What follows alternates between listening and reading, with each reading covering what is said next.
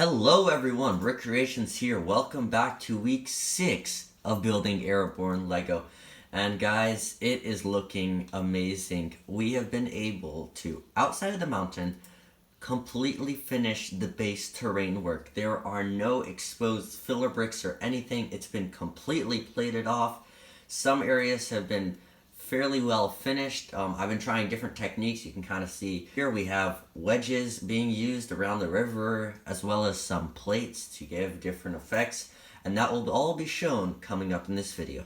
Alright guys, so here it is. The river is now officially complete, and you can see in this bottom right corner that I do have a little bit of a forest, and I worked quite a lot on that. I thought, it'd be something different. You don't really see that. I wanted to give my own kind of twist.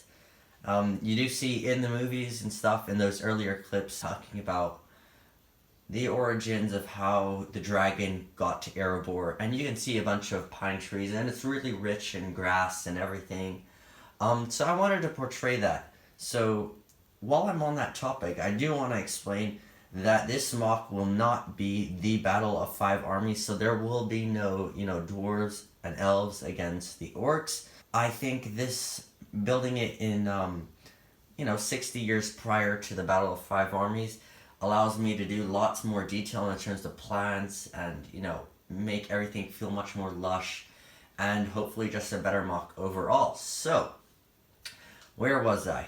There was no work that I've done on the inside of Erebor yet, and also Dale hasn't had any work done to it. The main work this week has been completely plating off the whole of the mock, as well as doing the forest, finishing off the river, adding rocks, plant life, all kinds of stuff.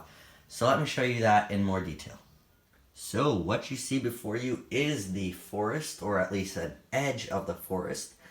This took me about 2 hours to build, and it wasn't really that complicated. The main reason why I did build it was, well, there were two main reasons. The first one was because I was lacking the correct amount of dark tan parts in order to complete the other areas. I had either pieces that were too big or too small to fit the spaces, so I needed somewhere to get those pieces from. And overall, I thought that this first base plate was a little bit dull, so I thought, why not build a little bit of a forest? Because, why not? And you can see here, I decided to build a path as well, and there's a fork in the road right there. I thought that's just something a little bit different. When the forest is done, there's obviously going to be much more plant life and rocks and trees and everything to make it feel much more complete. One of the things I probably experimented the most with is fading from the dark tan into the reddish brown soil. I didn't want to use wedges a lot because I had used quite a lot of those on the river. And I thought, the river and the path should have wedges, but the forest should feel much more disorganized, because on a river, the banks of the water, or the banks of the river, are eroded by the water, and it has more of a streamlined shape. So I used plates and just really messing around with how do I fade it in, make it look natural, and I think I did that quite well. It turned out fairly nicely, and I moved the swamp. I don't know if you guys can see that. It is over there now. Because before it was about right there, and it was kind of in the middle, so I decided, well, it's already kind of one piece, so let me move it over there. And I think that's fine. So let's move on to the river. So here is the river, and now that it is in its complete state, you can see that I started over here doing wedges, going all along here until I got to about this point where I continued doing rock work, and I think the transition turned out fairly nicely. The main reason for that is because I was getting pretty low on wedges after I started double layering everything. You can see kind of very prominently in these areas. I put the first layer of wedges, but then afterwards I kind of looked at it and I had I had a good amount of wedges left over, so I decided, let's go the extra step and put a little bit more detail and do an extra layer of wedges. And I think that was a good choice on my part, because it gives much more detail to the mock. And that's really all I have to say about the river. It wasn't too difficult to do. Of course, I had outlined the river already with the tiles. All I frankly had to do was put the wedges in and then fill in all the gaps between the plates and the wedges in these kind of areas along there, which wasn't too difficult. Here's a better look at the rocky area of the river over there, and you can see it looks a little bit more rough and less smooth and streamlined than this area over here. But I think it still turned out very nicely. However, the main thing I want to talk about is the path. It's done using pretty much the same technique as the river in terms of the outlining of it, just using wedges. Though it is a little bit of a mix, because starting up here, it's on top of the plates, and it's sitting on top of the plates, but then as you move down, it starts to go underneath the wedges. So transitioning that where it looked right was a little bit difficult. I had to rip out a few things and start again. I also had to make the path steadily smaller for it to get to this area over here where it's supposed to cross to the other side. You really have to experiment with this. There's no proper way of using wedges to outline something. You just find the wedges you have, and if that wedge doesn't fit, you find a different one and you fill in the gaps. The main part of the path, so the base, did not change at all. It is not complete. You can see there's some spaces here which need to be filled up with plates and tiles. But for the most part, that is what the path looks like. This is one of the more minor areas, though I did want to show it off just because it shows a lot of what the mock as a whole will look like when it's done.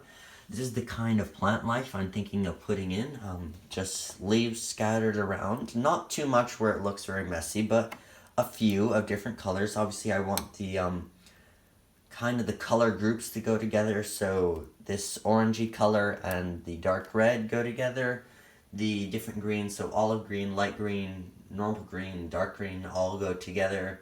Then, if for some reason I'm feeling very daring, I'll put the pinks and the purples in as well, though I'm not sure because that might make the mock look a little bit comical.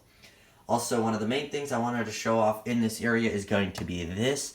This is a very bad prototype of what the stand on which the dwarf, or the pedestal, you might say, where the dwarf soldiers or guards are standing on. And I was playing around with different pieces, trying to see what might look good.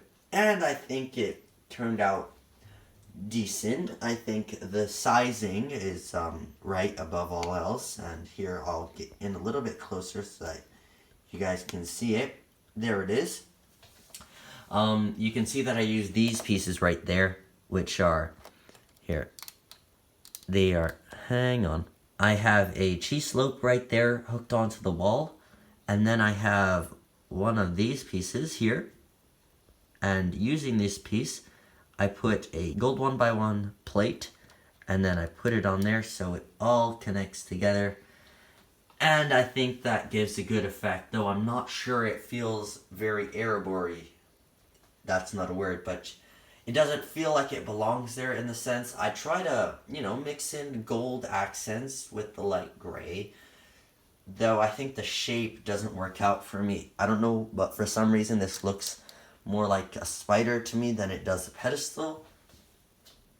Probably because of all those wedge tile pieces. I suppose the last major thing I want to show off in this video is going to be this beginning of the rock wall. Now, I guess I've been hinting at this for quite a while that I'm going to be doing this.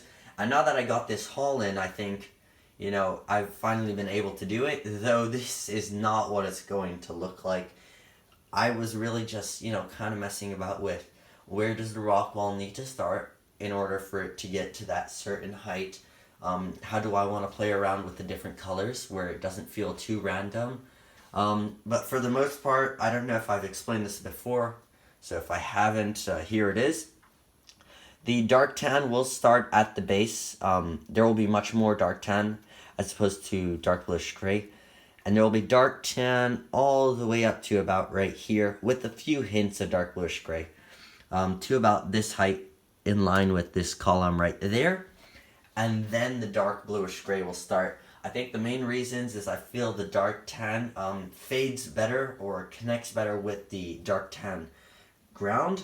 I think that's something that not many people have done. Most people have either done just dark bluish gray or light bluish gray. I think it's unique to me that I'm going to be using dark tan and dark bluish gray for the mountain. Alright, so there is week 6. Hopefully you guys enjoyed this video.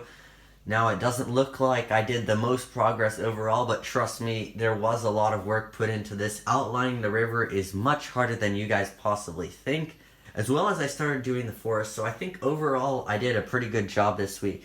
As also I started doing a little bit of the rock work. Now this is, like I said, the base layer of Erebor. The exterior will not look like this when it will be finished. There will be much more elevation, especially in the flatter areas like over here and over there in the corner. I would say we're probably at about 80% done in terms of the outside, not including Dale, more the terrain work. The last 20% is going to probably be, of course, the elevations in some areas, as well as filling out with plant life and rocks, and possibly touches of snow and things like that to make it feel a little bit more complete.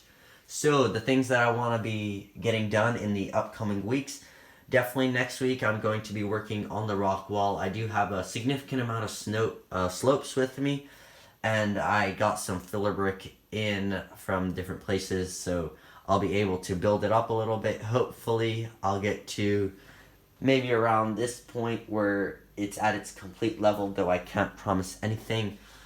I'm probably going to want to be trying to complete the tiling and finishing off Dale where it feels more like a city. Of course, putting the roof on that building, maybe doing some interior work and things like that. Also, there's quite a lot of work to be done on the interior of Erebor. That is nowhere near done, probably only about 10%. There's got to be lots of pillars, there's got to be the gold, there's got to be the armory, there's got to be the, I forget what the name is, the forges. There's a lot of work that needs to be done, so hopefully you guys enjoyed this video. Please make sure to comment down below what you guys think, like the video, and please make sure to subscribe. We'll see you in week 7.